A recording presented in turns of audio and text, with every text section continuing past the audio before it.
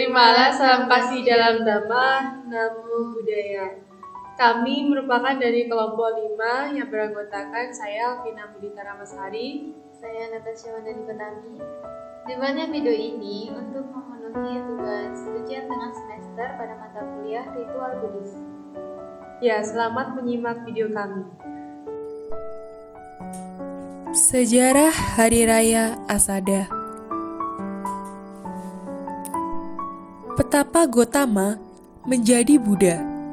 Buddha akan menyebarkan Dharma. Buddha menemui 5 petapa di Taman Isipatana. Kelima petapa adalah teman bertapa di hutan Huruela. Mereka bertapa dengan cara menyiksa diri. Kelima petapa itulah yang layak menerima Dharma. Dhamma telah ditemukan oleh Buddha. Awalnya Buddha tidak disambut dengan baik oleh mereka. Kelima petapa telah membuat kesepakatan, jangan menyambut petapa Gotama seperti layaknya guru. Kelima petapa lupa akan kata-katanya. Mereka menyambut kedatangan Buddha dengan sangat baik.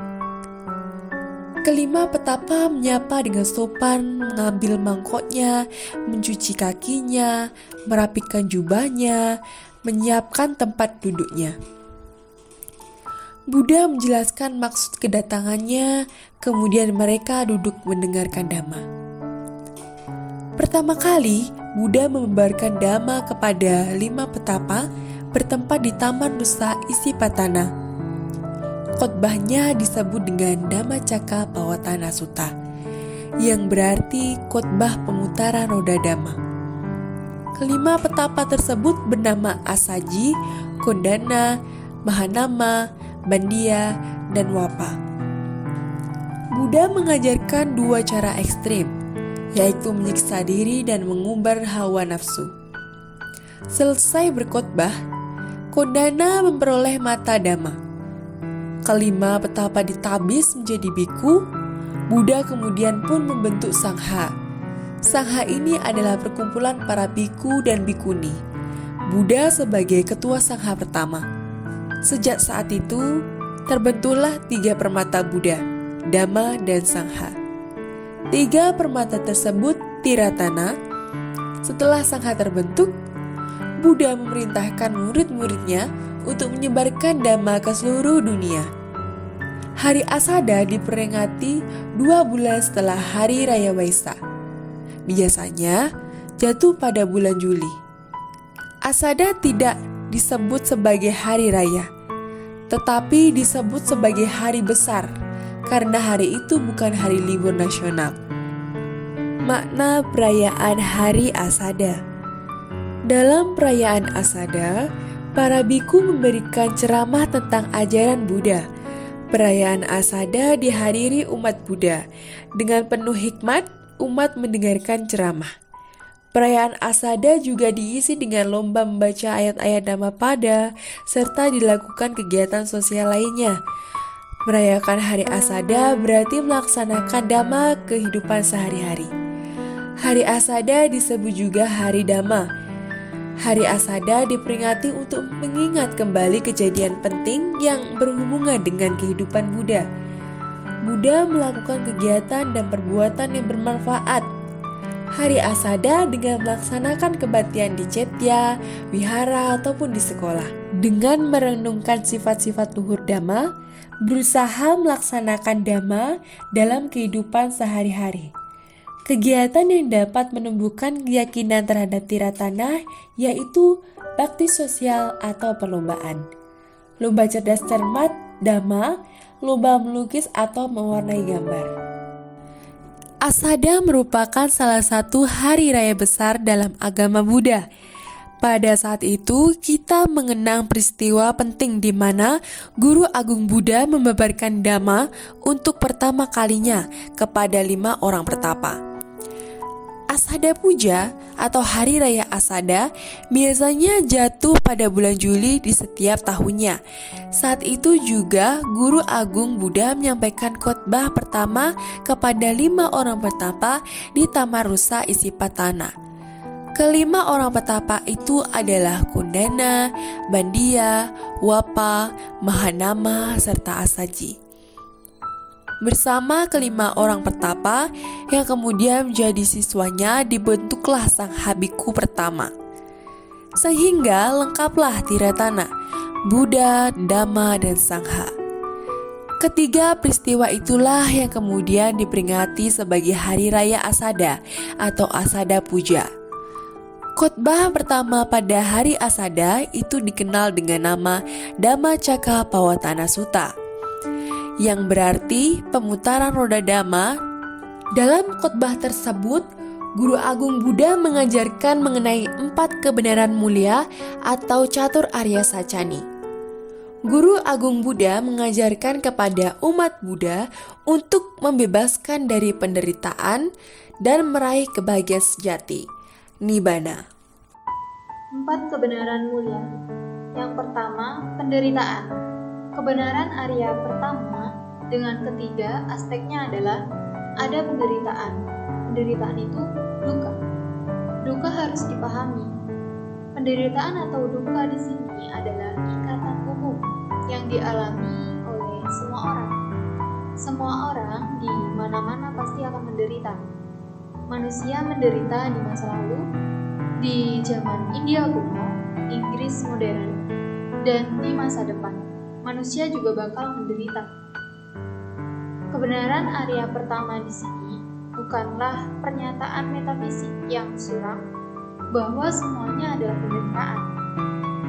Perhatikan bahwa ada perbedaan antara doktrin metafisik di mana Anda membuat pernyataan mengenai yang absolut dan kebenaran Arya yang merupakan refleksi atau perenungan.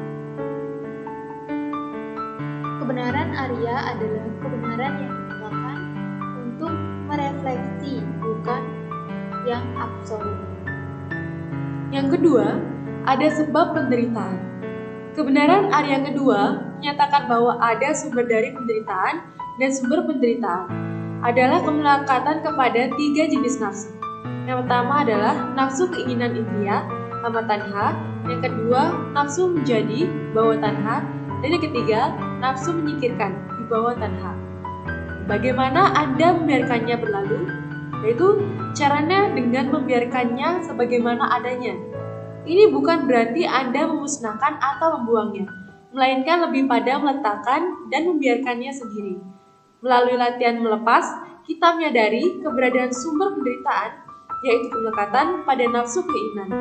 Dan kita sadar bahwa kita harus melepas ketiga nafsu keinginan ini. Kemudian, kita menyadari bahwa kita lepas ketiga nafsu keinginan ini dan tiada lagi kemelekatan padanya. Untuk poin yang ketiga ada akhir penderitaan. Penderitaan dapat diatasi dengan mengakhiri hasrat dan nafsu keinginan. Segalanya yang mengalami kemunculan bakal mengalami penghentian. Pengetahuan ini mungkin tidak tampak sebagai pengetahuan yang luar biasa, akan tetapi sebenarnya pengetahuan ini menyiratkan pola yang universal. Semua yang berawal akan berakhir. Semuanya tak kekal dan bukan diri. Jadi, janganlah melekat, jangan dibohongi oleh apa yang muncul dan lenyap. Oleh karena itu, janganlah mencari perlindungan di mana Anda ingin tinggal dan percaya dalam hal apapun yang berawal, karena itu pun akan berakhir. Kita melekat pada nafsu keinginan, akan nafsu indriya karena kebodohan batin.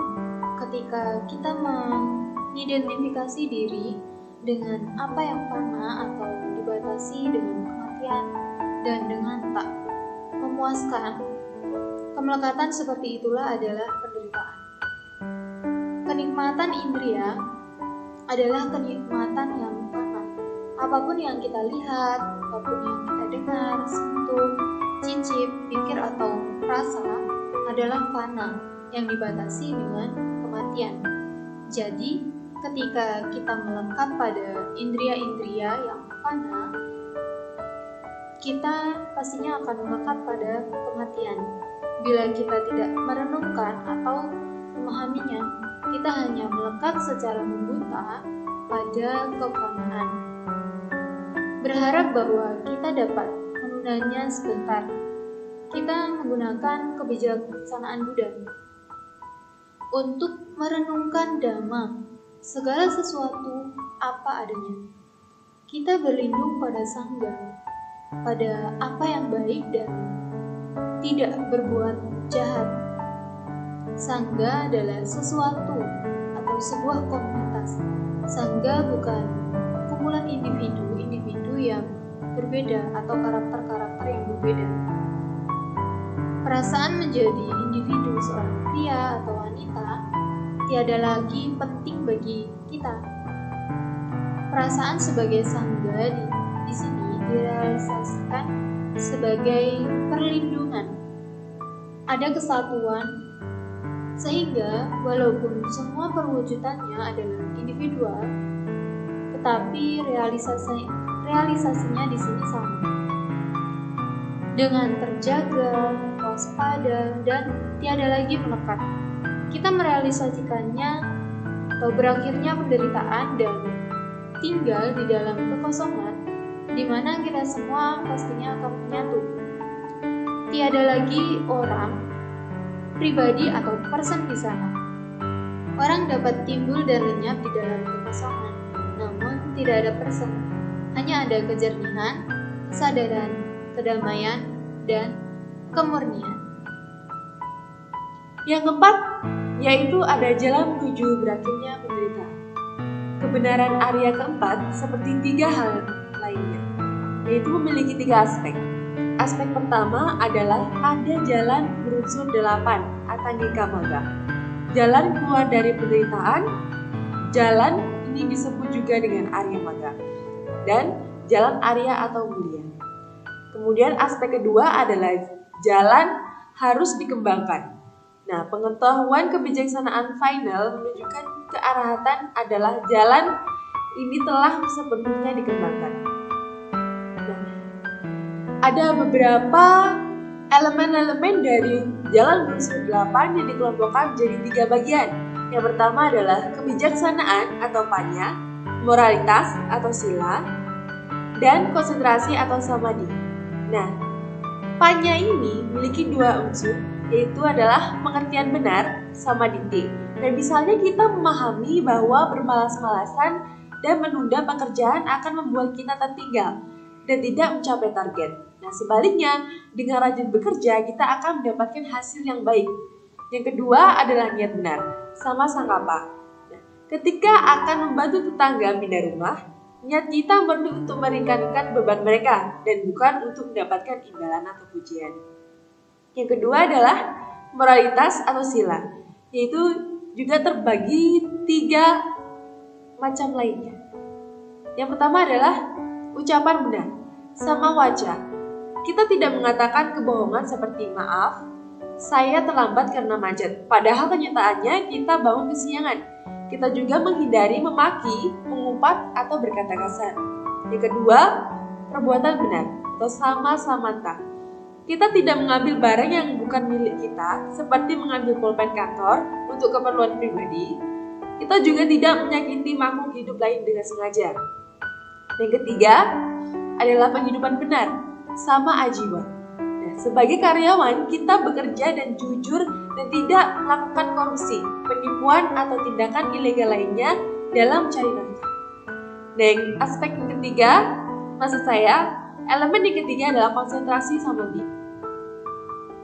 Usaha benar sama wayama yang ada dalam samadhi ini adalah contohnya saja ketika kita sedang belajar, kita berusaha menjauhkan pikiran dari hal-hal seperti bermain game atau menonton TV yang bisa mengganggu konsentrasi.